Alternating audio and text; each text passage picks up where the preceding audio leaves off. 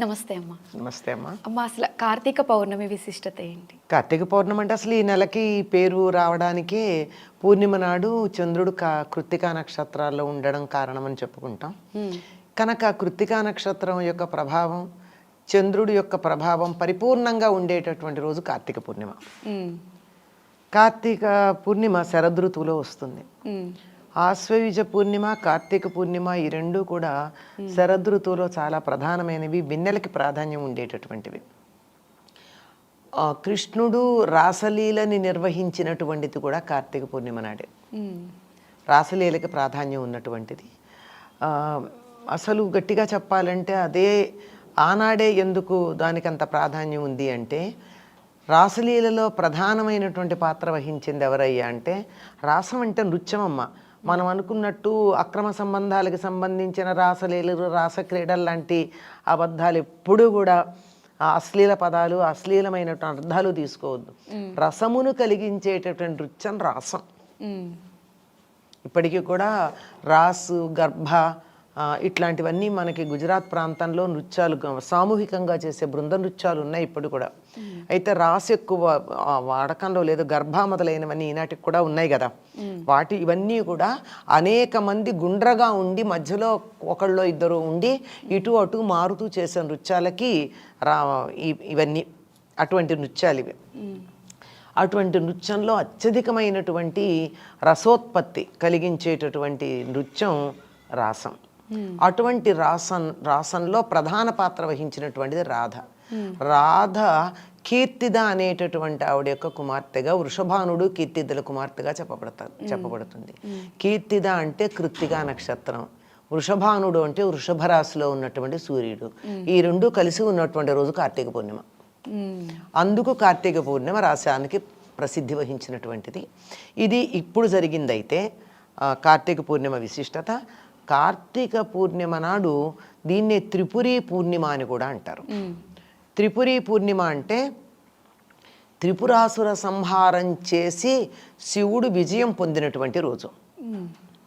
ఆ రోజు శివపార్వతుల కళ్యాణం చేసే సంప్రదాయం కూడా ఉంది. అది చేసిన తర్వాత జ్వాలాతోరణం అని కట్టి, గడ్డితో ఇలా పెద్ద ద్వారంలాగా కట్టి దాన్ని వెలిగించి దాని కింద నుంచి శివపార్వతుల్ని పల్లకిలో ఊరేగిస్తారు. ఈ ఊరేగించేటప్పుడు అందరూ మనుషులు కూడా దాని కింద నుంచి వెడుతూ ఉంటారు. అలా జ్వాలల తోరణంలో నుంచి వెళ్ళడం శుభప్రదంగా భావిస్తారు. ఇప్పటికీ కూడా కొన్ని ప్రాంతాలలో, పల్లెల్లో జ్వాలాతోరణం అయ్యాక ఆ గడ్డి కోసం బాగా గుద్దులాడుకుంటారు. ఎందుకంటే ఆ గడ్డి తీసుకెళ్ళి వాళ్ళ ఇంట్లో పెట్టుకున్నట్టయితే జ్వాలాతోరణంలో ఉన్నది సర్వసంపదలు లభిస్తాయి అని. ఎందుకు ఇట్లా జ్వాలాతోరణం చేస్తారు అంటే, శివుడు హాలాహల భక్షణానికి బయలుదేరినప్పుడు అమ్మవారే అనుమతించింది వెళ్ళమని.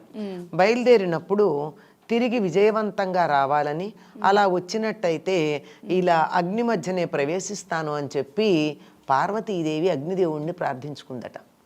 అందుకని ఆ మొక్కు తీర్చుకోవడానికి శివుడు హాలాహల భక్షణం తర్వాత విజయవంతంగా వచ్చాడని చెప్పి జ్వాలాతోరణం కింద నుంచి వెళ్ళింది అని చెప్తారు.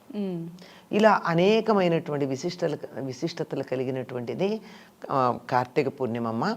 ఈనాడు సూర్యాస్తమయం అయి చంద్రోదయం అవుతూ ఉన్నటువంటి సందర్భంలో ఎవరైతే పాలు అలా పెట్టి ఆరు బయట తులసి దగ్గర కూర్చుని లలితారహస్యనామ సాహస్రం చదువుతారో వారికి అనుకున్నటువంటి కోరికలన్నీ తీరతాయని కూడా ఒక విశ్వాసం ఉంది. కార్తీక పౌర్ణమి రోజు అమ్మ, కార్తీక పౌర్ణమి రోజు 365 ఒత్తులు వెలిగిస్తూ ఉంటారు కదా. అవునమ్మా, అది కూడా ఉంది.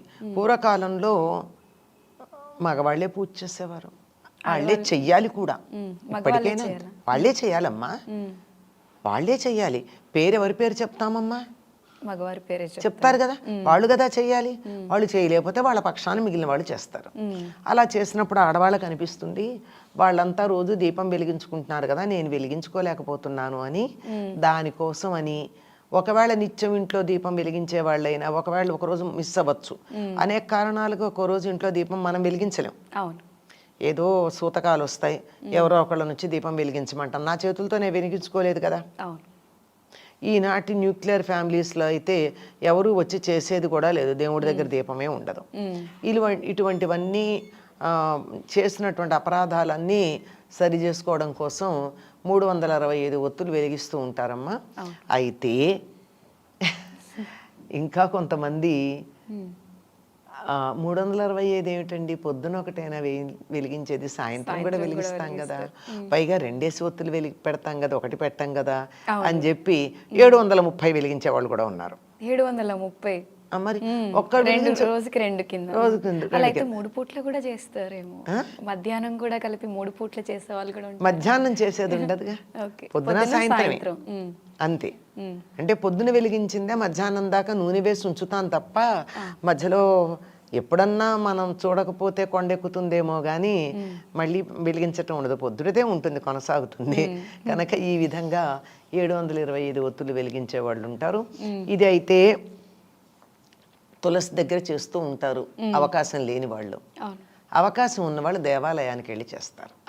ఏదైనా సరేనమ్మా మన ఇంట్లో చేసుకున్న దానికన్నా దేవాలయానికి వెళ్ళి చేసినట్టయితే ఫలితం ఎక్కువ ఉంటుంది అంటారు. అలాగే పుణ్యక్షేత్రాల్లో కానీ నదీ తీరాల్లో కానీ ఈ 2 అందుబాటులో లేకపోతే మన గ్రామంలోనో మన ఊళ్ళోనో ఉన్న దేవాలయంలో కానీ చేస్తే మన ఇంట్లో చేసుకున్న దానికన్నా ఎక్కువ ఫలితం. కానీ దానికన్నా కూడా అవేమీ కుదరకపోతే ఇంట్లో పెట్టిన దానికన్నా బయట తులసి దగ్గర చేసుకోవడం ఉన్నంతలో నయం. అంటే కార్తీక మాసం మొత్తం కూడా ఒక మంచి సెలబ్రేషన్ లా చేసుకుంటారు చాలా మంది ఇష్టపడి. అవునమ్మా. పొద్దు నుంచి సాయంత్రం వరకు అంటే పూజ నియమాలు ఇలా పర్టికులర్గా ఇలా పూజ చేయాలి అని ఏమైనా ఉంటుందమ్మా? ఉన్నాయమ్మా.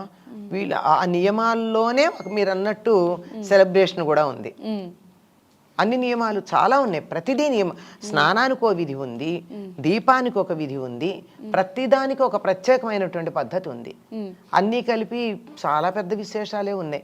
ఒక స్నానం గురించే చాలా చెప్పుకోవాల్సిన కార్తీక స్నానం.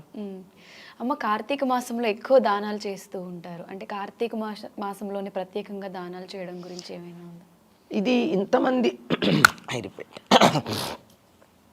కార్తీక మాసం ఇంతమంది దేవతామూర్తులకి ప్రీతిపాత్రమైంది గనక అందరి అనుగ్రహం ఒకేసారి పొందొచ్చు అనేటటువంటి ఉద్దేశంతో దానాలు చేస్తారమ్మా. వీటిల్లో ప్రత్యేకంగా ఒక్కొక్క దానానికి ఒక్కొక్క ఫలితం ఉంటుందని కూడా మన కార్తీక పురాణాల్లో చెప్పబడింది. కార్తీక పురాణం అంటే ప్రత్యేకంగా మనకి భాగవతం లాగాను లేకపోతే పద్మపురాణము బ్రహ్మవైవర్త పురాణం లాగా వేరే పురాణం కాదు. స్కాంద పురాణంలో కార్తీక మాసం యొక్క గొప్పతనాన్ని గురించి చెప్పిందంతా ఒకటి కార్తీక పురాణం. పద్మపురాణంలో కార్తీక మాసం గొప్పతనం అంతా చెప్పింది అదొక కార్తీక పురాణం. 2 ఉన్నాయి.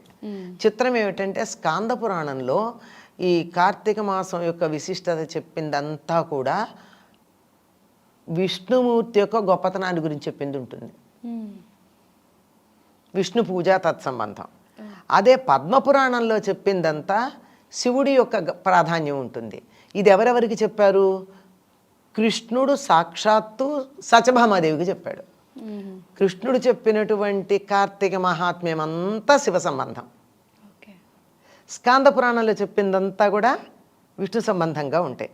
వీటన్నింటిలోనూ కూడా ఉన్నది ఏమిటంటే ఏది దానం చేస్తే ఎటువంటి ఫలితం ఉంటుంది అన్నిటి గురించి ఉంది విడిగా.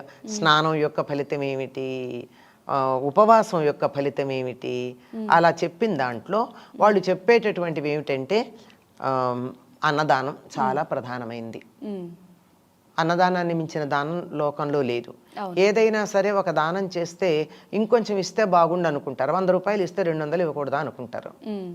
కానీ అన్నం మాత్రం ఎంత పెట్టామన్నా చాలంటారు ఒక క్షణాన. కనుక తీసుకున్నటువంటి వారికి తృప్తిని కలిగించే దానాల్లో ప్రధానమైంది, ప్రాణాన్ని నిలబెట్టేటటువంటిది. మరేదైనా ఒక కార్యక్రమం చేయాలంటే మూలాధారమైనటువంటి శరీరానికి శక్తినిచ్చేటటువంటిది అన్నదానం చాలా ప్రధానం. అన్నదానం, వస్త్రదానం, హిరణ్యదానం అంటే బంగారం దానం, రౌప్యదానం అంటే వెండిని దానం చేయడం. అలాగే సాలగ్రామం గురించి చెప్పా కదా, సాలగ్రామం దానం అంటే ఒక సాలగ్రామం తెచ్చి అక్కడ ఇచ్చేస్తే సాలగ్రామ దానం అయిపోదమ్మా. ఆ సాలగ్రామానికి పూజ చేయడానికి దరిదాపుల్లో కనీసం ఒక సంవత్సరానికి ఎంత అవుతుందో అంత దాంతోపాటు ఇవ్వాలి. దానికి నిత్యం అభిషేకం చేయడానికి, నివేదన చేయడానికి అయ్యే ఖర్చన్నా ఇవ్వందే ఉట్టినే ఒకటి ఇచ్చేస్తే అయిపోతుంది. అందుకే దానంతో పాటు దక్షిణ ఇవ్వాలంటారు. అలాగే గోదానం, ఇవన్నీ ఎట్లా ఉన్నా ఇంకోటి ప్రధానం కన్యాదానం. కన్యాదానం అమ్మాయికి ఎవరికన్నా పెళ్లి చేస్తే కన్యాదానం చేస్తే చాలా గొప్ప ఫలితం ఉంటుంది అంటారు. కార్తీక దీనికి సంబంధించిన కథలు కూడా ఉన్నాయి. అలా చేసి తమకున్నటువంటి దీనస్థితి నుండి ఉద్ధరించబడ్డవాళ్ళు. నాకు ఆడపిల్లలు లేరండి, నాకు కన్యాదానం చేయడానికి అవకాశం లేదు, ఎవరైనా బీద వాళ్ళు ఉంటే వాళ్ళ అమ్మాయి పెళ్లి చేయండి. అంత పెళ్లి చేసే శక్తి సామర్థ్యాలు లేవు, నాకు ఆర్థిక స్తోమత అంత లేదు, కానీ చెయ్యాలని ఉంది, చెయ్యలేను కనుక వాళ్ళు చేస్తూ ఉంటే, ఎవరైనా అమ్మాయి పెళ్లి చేస్తూ ఉంటే అందులో కొంత ఖర్చు భరించండి. ఆ పుణ్యం అంతా వచ్చేస్తుంది. అంతా రాదు, పుణ్యం వస్తుంది. అంతా ఎందుకు వస్తుంది? కొంచెమైనా వస్తుంది, కొంతైనా వస్తుంది. మనకు కావలసినంత వస్తుంది. మన శక్తి సామర్థ్యాలు ఎంత ఉన్నాయో దాన్ని అనుసరించిస్తే, నాకు 100 రూపాయలు ఇవ్వగలిగిన సామర్థ్యం ఉండి 10 రూపాయలు ఇస్తే నాకు 10% వస్తుంది పుణ్యం. నాకు 10 రూపాయలు ఇవ్వగలిగిన సామర్థ్యం ఉండి 10 రూపాయలు ఇస్తే ఫుల్ వస్తుంది. నా సామర్థ్యాన్ని అనుసరించి నా దగ్గర ఉన్న దాంట్లో నేను ఎంత ఇవ్వడానికి వీలుందో అంత ఇవ్వాలి. అంతేగాని అక్కడ కక్కుర్తి పడితే వచ్చే పుణ్యం కూడా కక్కుర్తిగానే వస్తుంది. ఫలితం కూడా ఇచ్చేదాన్ని బట్టే వచ్చేది ఉంటుంది. ఇచ్చేదానికి ఉన్నటువంటి మానసిక స్థితి కూడా ముఖ్యం. ఎందుకు ఇవ్వాల్సి వచ్చింది అని అనుకోకూడదు. అలాగే దీపదానం అంటే ప్రతిరోజు వరిపిండితో ఒక దీపం చేసి, బియ్యపిండి, ఆవు నెయ్యి వేసి దీపం వెలిగించి ఒక బ్రాహ్మణుడికి ఆ దీపాన్ని రోజు దానం ఇవ్వాలి. దీపాన్ని అలా ఇచ్చాక నెల అయిపోయిన తర్వాత అదే బ్రాహ్మణుడికి వెండి ప్రమిదలో బంగారపు ఒత్తి వేసి, ఆవు నెయ్యి వేసి దీపం వెలిగించి దక్షిణతో వీలైతే వస్త్రాలతో దానం చేస్తే అది దీపదాన వ్రతం అవుతుంది. ఇట్లా అనేకమైనటువంటి ఉన్నాయి. ఏదైనా సరే వీటన్నింటిలో ప్రధానంగా మనకు కనిపించేది ఏమిటంటే, నాకు ఉన్నది ఇతరులతో పంచుకోవడం. నా దగ్గరే ఆగిపోకూడదు, ఇవన్నీ మురిగిపోతాయి కదమ్మా ఆగిపోతే. అంచేత అలా కాకుండా దాన్ని అలా 10 మందితో పంచుకోవడం, సమస్తంలోనూ దైవాన్ని చూడడం అనేటటువంటి ఒక అద్భుతమైనటువంటి భావన ఇందులో కలిగి ఉండడం, ఇది ప్రధానం. అదే కార్తీక పౌర్ణమి గురించి చాలా చక్కగా వివరించారమ్మా. ధన్యవాదాలు. నమస్తే అమ్మా.